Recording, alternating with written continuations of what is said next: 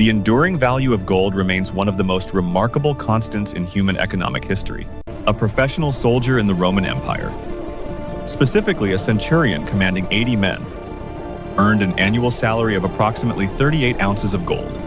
2,000 years later, a United States Army captain, holding a nearly identical rank and responsibility, earns roughly 36 ounces of gold per year. Despite the rise and fall of empires, the evolution of languages, and the total transformation of global technology, the amount of gold required to compensate a high-level military leader has remained virtually unchanged. This phenomenon highlights gold's unique ability to act as a stable yardstick for the real value of human labor across millennia. In the era of Augustus, the Roman monetary system was anchored by the gold aureus, supported by silver denarii and bronze coins. A standard Roman legionary earned about 225 denarii annually, which converted to roughly 2 ounces of gold. For a foot soldier, 1 ounce of gold represented 6 months of arduous service, marching, and combat on the frontiers of the empire.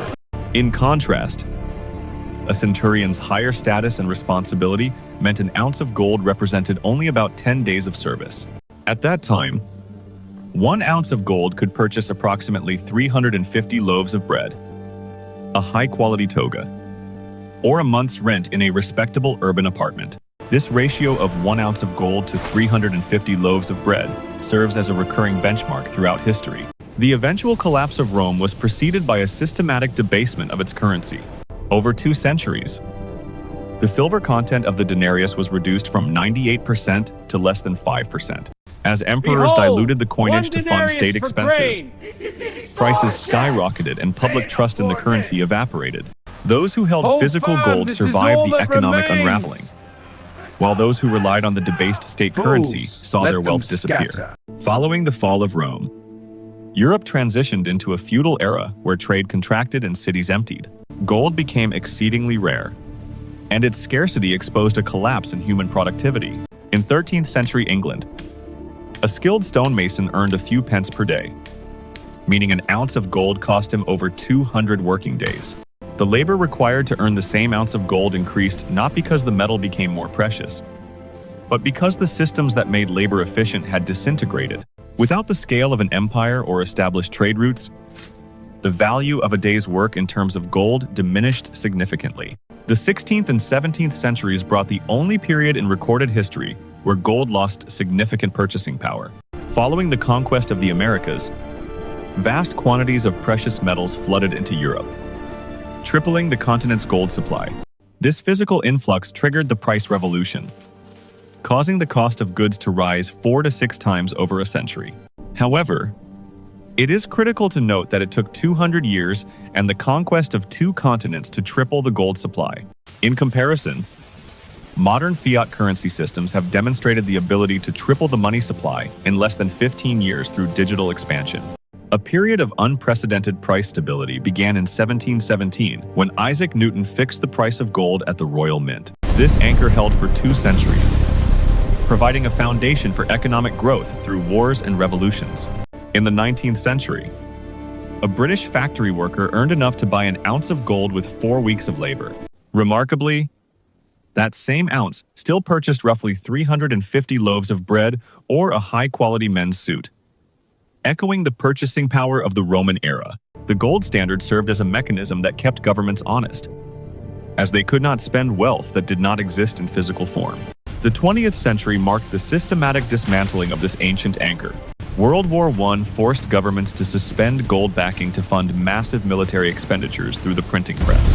In 1934, the United States government criminalized the private ownership of gold, forcing citizens to sell their holdings to the state at a fixed price before immediately devaluing the dollar.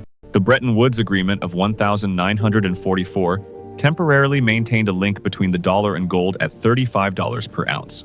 This final link was severed on August 15, 1971, when the United States ended the direct convertibility of dollars into gold. Since this decoupling, the relationship between human labor and gold has shifted dramatically. In 1971, an average American worker could earn an ounce of gold in less than 2 days of work. Today, That same ounce of gold requires 2 to 3 weeks of labor for the average worker. This represents a 10-fold increase in the effort required to obtain the same amount of metal. This shift does not indicate that gold has changed, but rather that the currency used to measure it has lost over 96% of its purchasing power since 1913. Gold remains a static measuring stick while the value of fiat currencies fluctuates and declines. Analysis of 2,000 years of data suggests that gold does not measure wealth, so much as it measures the integrity of the currency and the productivity of labor. When the cost of gold in terms of working days rises sharply, it serves as a primary signal that the underlying currency is losing its power. Physical supply constraints ensure that gold cannot be manipulated with the same ease as digital or paper money. History demonstrates that while empires debase their currencies and technology changes the nature of work, the fundamental value of gold remains tied to the basic necessities of human life. Whether it is a Roman toga or a modern business suit, the purchasing power of the ounce remains consistent. The true unit of measurement for human effort is not the shifting value of a paper currency, but the timeless weight of gold. From the editor's perspective, and see your gold acts as a profound truth-teller in the theater of global economics. It is the only financial asset that lacks a corresponding liability, meaning its value is not dependent on the promise or stability of any government. The transition from a gold-backed world to a purely digital fiat system has essentially turned money from a store of value into a tool for state policy. While modern economic theories suggest that flexibility in money printing is necessary for growth, the 2,000-year history of gold suggests that such flexibility often comes at the expense of the average worker's time. When it takes 3 weeks of labor to buy what used to take 2 days, the society is experiencing a hidden form of labor devaluation. Gold stands still as a silent witness to the erosion of purchasing power, reminding us that true wealth is the product of time and effort, not the creation of digits on a screen. In a world of increasing financial abstraction, the physical reality of an ounce of gold remains the most honest record of what a human life's work is actually worth.